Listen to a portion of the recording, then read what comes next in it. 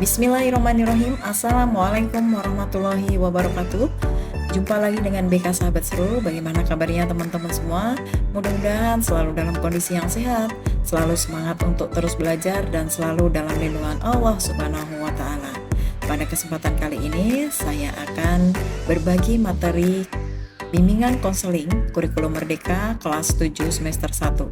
Pada materi yang pertama ini, saya akan menyampaikan materi tentang adaptasi di lingkungan sekolah yang baru. Mari kita simak video berikut ini bersama-sama. Kita akan melihat penyesuaian diri terhadap lingkungan sekolah yang baru. Setiap memasuki lingkungan yang baru, kita pasti akan merasa asing karena belum mengenalnya. Sering merasa bingung, malu, takut, serta ragu-ragu.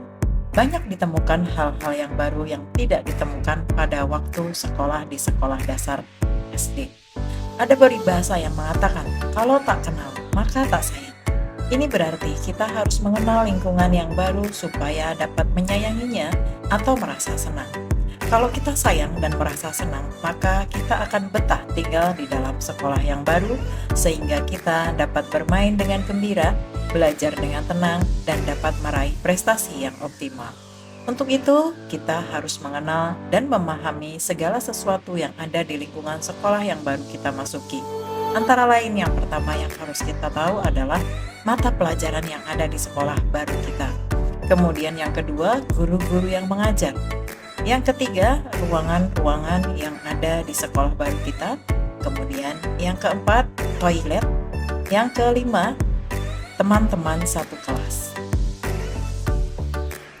Selain guru mata pelajaran, ada juga guru khusus yang membimbing siswa apabila menemui kesulitan atau problem dalam belajar, bergaul, dan juga membantu siswa dalam mengembangkan bakat minat yang dimilikinya.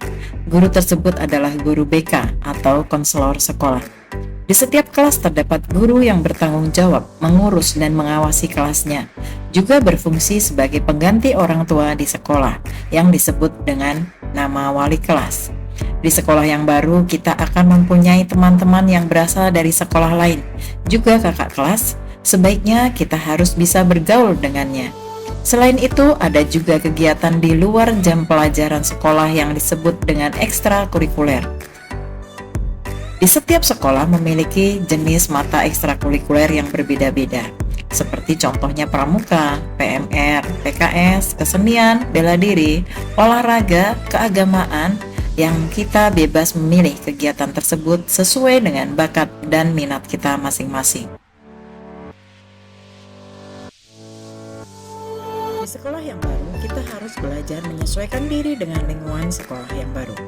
Salah satu aspek keberhasilan seseorang dalam belajar di lingkungan yang baru adalah harus dapat menyesuaikan diri dengan lingkungan yang akan ditempatinya, agar bisa belajar dengan baik dan supaya bisa mencapai belajar yang optimal. Dengan demikian, maka siswa harus tahu seluk-beluk serta dapat menyesuaikan dengan tata tertib sekolah, peraturan sekolah, keyakinan kelas, sifat dan cara Bapak Ibu guru mengajar, sifat-sifat teman satu kelas, dan sifat-sifat kakak kelasnya, agar dapat mengikuti kegiatan belajar mengajar di sekolah tanpa banyak permasalahan atau hambatan. Dengan belajar menyesuaikan diri dengan berbagai komponen-komponen sekolah di lingkungan yang baru, maka harapannya para siswa dapat belajar dengan lebih efektif dan dapat berkembang secara optimal sesuai dengan kemampuannya masing-masing. Adapun sekolah merupakan tempat terjadinya proses kegiatan belajar mengajar. Keberhasilan belajar di sekolah selain harus dapat belajar menyesuaikan diri dengan komponen-komponen lingkungan sekolah, juga sangat bergantung dari cara belajar yang harus dilakukan oleh siswa. Berikut ini ada beberapa cara belajar di lingkungan sekolah, antara lain. Yang pertama, persiapan belajar dalam mengikuti kegiatan belajar mengajar. Dalam mengikuti kegiatan belajar mengajar, maka siswa sebaiknya melakukan hal-hal berikut ini. Yang pertama, berdoa sebelum pelajaran dimulai, agar diberikan kemudahan dalam mengikuti pembelajaran. Kemudian, menyiapkan diri sebelum guru masuk kelas, seperti menyiapkan buku dan alat-alat tulis. Kemudian memperhatikan dan mendengarkan penjelasan guru mengenai pembelajaran yang sedang dibahas dengan penuh konsentrasi sehingga dapat memahami dan mengerti dengan mudah. Selanjutnya, bertanya kepada guru bila belum jelas atau belum mengerti. Kemudian, mencatat hal-hal penting yang sekiranya harus dicatat. Kemudian mendiskusikan dengan teman-teman materi yang dipelajari sehingga memperoleh pemahaman dan kesamaan pendapat. Yang terakhir, membuat kesimpulan dari materi pelajaran yang dibahas. Selanjutnya, belajar mandiri. Belajar mandiri adalah proses belajar yang dilakukan oleh siswa sendiri tanpa harus disuruh oleh orang lain. Dengan membahas materi pelajaran yang ada di buku-buku pelajaran atau buku modul, paket pada jam-jam kosong, serta mendapat tugas dari guru atau guru piket. Belajar mandiri dapat dilakukan di sekolah maupun di rumah. Dari hasil belajar mandiri, siswa akan mampu membuat suatu kesimpulan dan menyelesaikan tugas-tugas dari guru. Pengertian belajar mandiri menurut Hemstra adalah sebagai berikut. Yang pertama, setiap individu berusaha meningkatkan tanggung jawab untuk mengambil berbagai keputusan. Kemudian yang kedua, belajar mandiri dipandang sebagai suatu sifat yang sudah ada pada setiap orang dan situasi pembelajaran.